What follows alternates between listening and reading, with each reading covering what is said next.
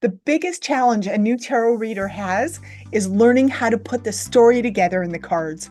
Don't you agree? It's a cat and mouse game. You need to learn the cards, and then you need to pick the spread, which for this episode will be the 3-card spread, past, present, and future. Then it's finding the words to articulate what you're seeing. Believe me, some days are easier than others, which is why, much like the 2 of Wands, you need a plan. This episode is about the 2 of Wands, which is all about making plans on something you're excited about. If you're new to my channel, my name is Carrie, and I have a podcast called Learn and Memorize Tarot Cards, which helps people learn and remember the meanings of tarot cards. This episode is about finding your words around the 2 of Wands, whether they're in the past, present, or future position.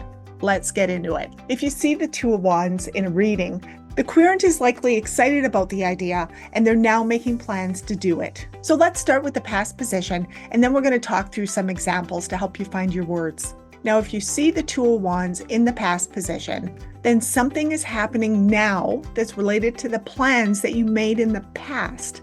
Maybe there's something that you need. You accounted for it in your plans, and in your present, it's shown up for you. So here's an example. We were talking in the Ace of Wands about a landscaping project. And let's say in the past, you made plans. You decided that along your fence, you want raspberry bushes. Now, fast forward to your present, your neighbor pops by and says, "Hey, I need my raspberries thinned out. Do you want to dig up my canes? No charge. I just want to thin them out." Now, because you already had a plan, you didn't miss the opportunity. That's an example of how the plan in the past shows up in your present. Next, let's move on to the present position.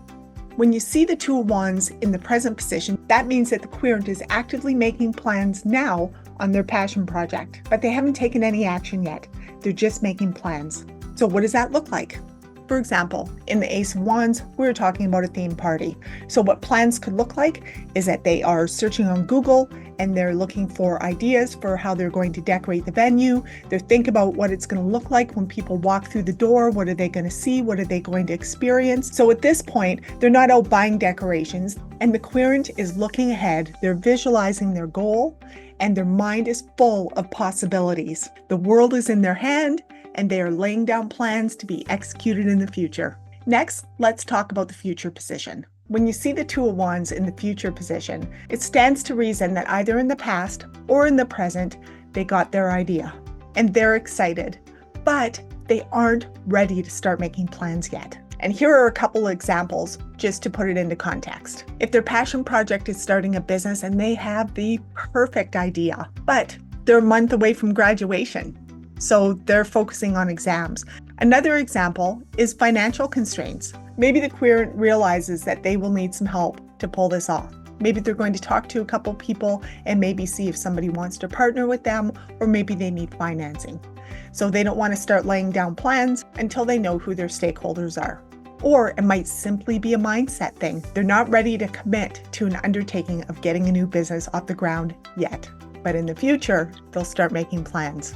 Even though those are words that you can use to tell a story, the real story is in all the surrounding cards. So really, with the 2 of Wands, what you're looking to do is you're looking to weave that story of making plans on a passion project into the story of the surrounding cards.